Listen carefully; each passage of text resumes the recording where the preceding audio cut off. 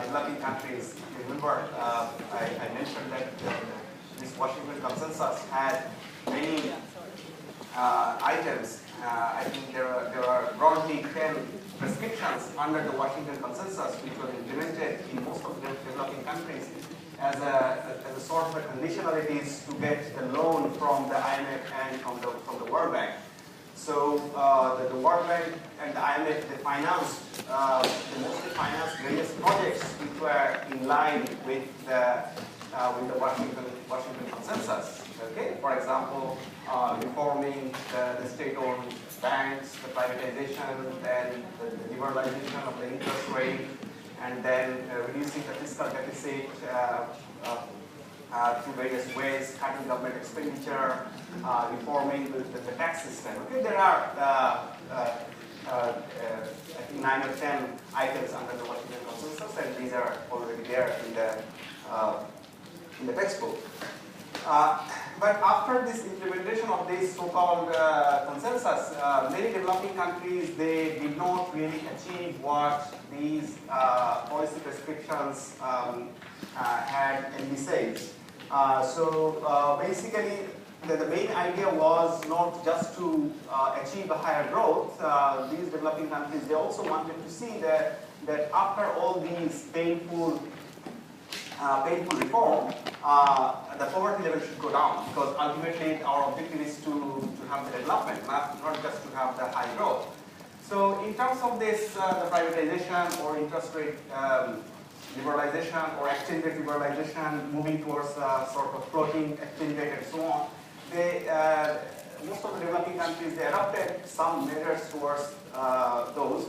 But the level of poverty did not decline as much as it should have. Okay, so the economy was growing, but there were some problems somewhere which this Washington Consensus could not address. Then came the new idea that no, by replacing the state, we cannot really expect the market to fill the vacuum. Okay. So the idea behind the Washington Consensus was that instead of giving the resources to the state or to the government, if you replace the government by the market, then the market can utilize the resources. Because you have got the finite amount of resources, it's better to give more and more resources to the market forces. Okay? So you withdraw the market, you withdraw the state, then the market will fill the vacuum. Okay, that was the idea. They will take the charge and the responsibility of allocation of those resources. Okay? But it really didn't happen like that. You cannot expect that the withdrawal of the government will automatically imply that the market will take the responsibility of the market and start providing those goods and services which will ultimately lead to higher development. That did not happen. So therefore, in 1998, there was another consensus called the New Consensus. Okay? Sometimes it is called the Santiago Consensus, because the meeting was held in Chile, in Santiago, and that's why it is called the Santiago Consensus as well, which tried to have some sort of compromise between these neoliberal and the sort of Keynesian or the new Keynesian ideas that no, you simply cannot replace the market, you still need the market. And some people, they tried to utilize or use the examples of East Asia, what has happened in 1960s or 1970s, how vigorously they have implemented the industrial policies, and therefore we should learn the lesson. And now they rely more on the market forces, but at the initial stage of development, you need to have a huge amount of government. We observe the huge amount of government intervention in those countries. So therefore, possibly the market alone cannot really perform the developmental, cannot take the developmental objective. We need the state as well. Then some other people say that, well, the East Asia is East Asia. You can't really replicate what has happened in East Asia. It's very difficult because each countries have got their each conditionalities so they differ in various ways. So therefore, by just looking at the East Asia, we can't say that the current developing countries should replicate or should follow the policies implemented in East Asia. Therefore, we need to address some other issues so that we can reduce the poverty at a faster rate, because with this type of economic growth that we have observed in 1980s or 1990s, these countries should have had a much lower reduction in the poverty, in the level of poverty, because now the technology is cheaper, the medicine is cheaper, you can avail different, you can print the books and you can provide various facilities for education at a much cheaper price. So with a smaller or much less growth, the current developing countries could have achieved more. You don't need to have a 6% growth or 7% growth, which were needed in East Asia to reduce the poverty and inequality. Maybe with the 3% growth, per capita income growth, or 3.5% income growth, you can now achieve more. But that did not happen in reality, particularly in the Latin American countries. Okay? So therefore, the state again come into the picture that we should have the government to undertake or to work alongside with the market mechanism. Okay? So the main thing is that the state should provide the public goods, of course, because it is a public good. Yes, it should be provided by the state.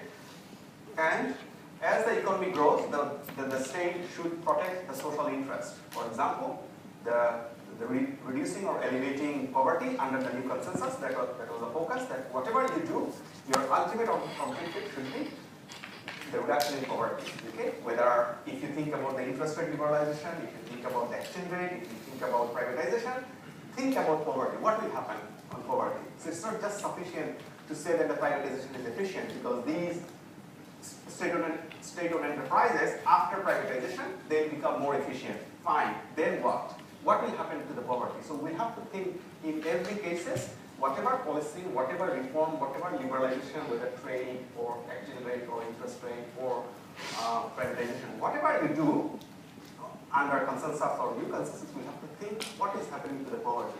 Is it falling or is it going up? Okay?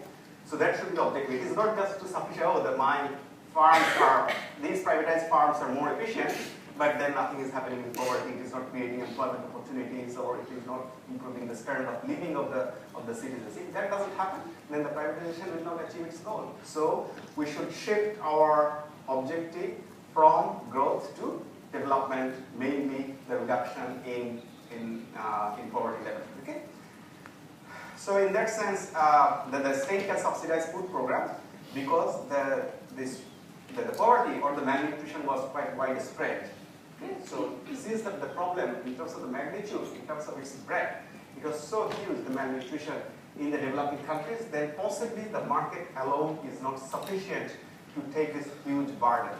It's not that the market is bad, it's because the market really market is not prepared, they're not ready yet to take this burden of huge malnutrition in the developing countries. Okay? They can solve the problem to some extent, but you need a more vigorous approach to address this malnutrition or the hunger in the developing countries. So therefore, only the government is in a position, because of its network, because of its coverage, because of its institutions all over the country, it can do the job.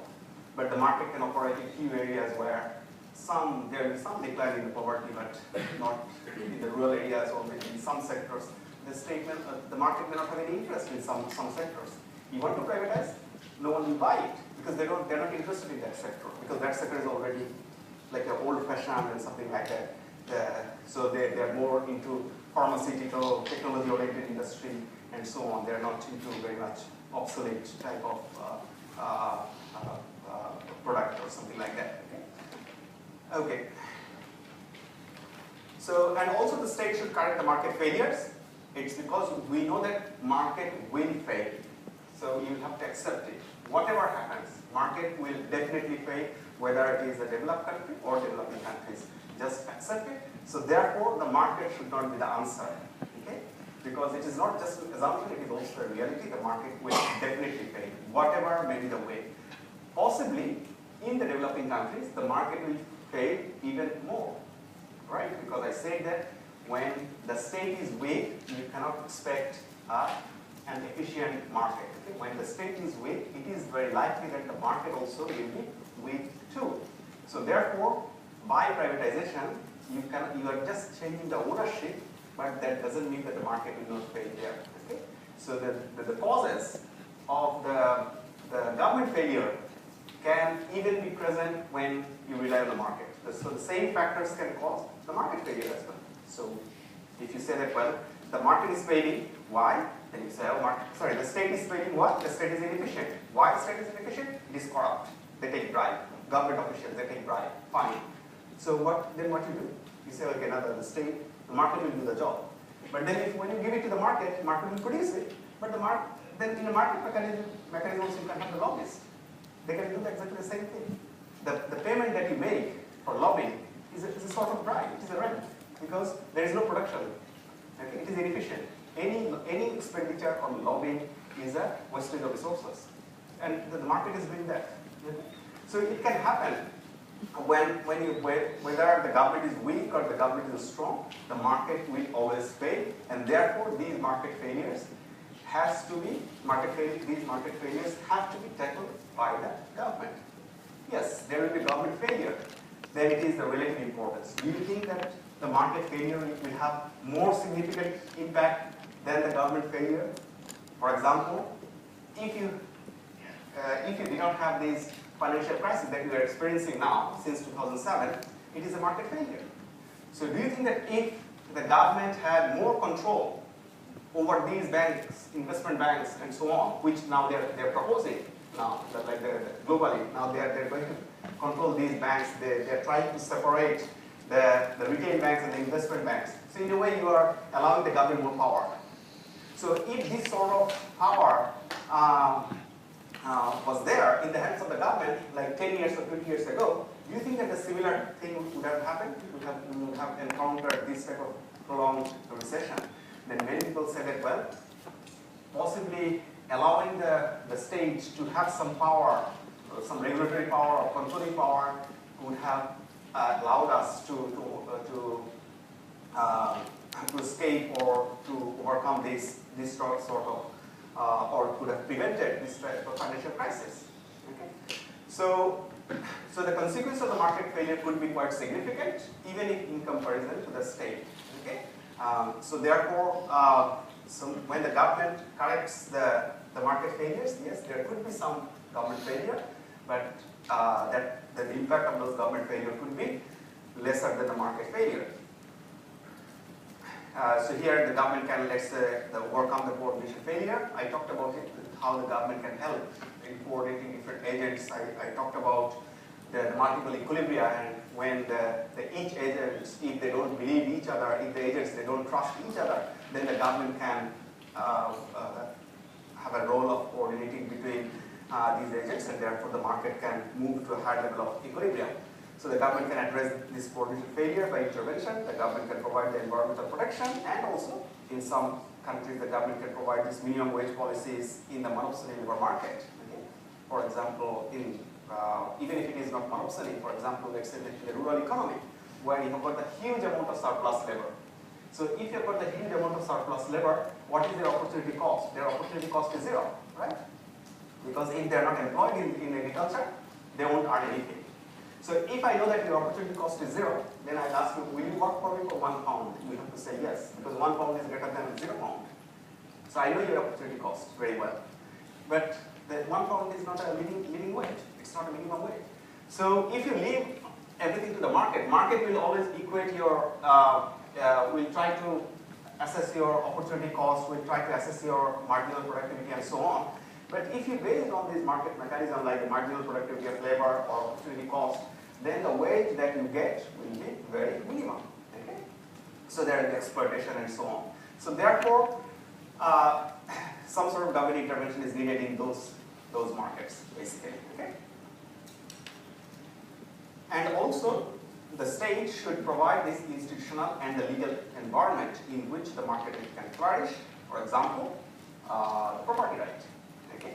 Like to create a future-oriented market. Okay? So because in the absence of these institutions, the legal environment, the market cannot function. So market cannot take care of themselves.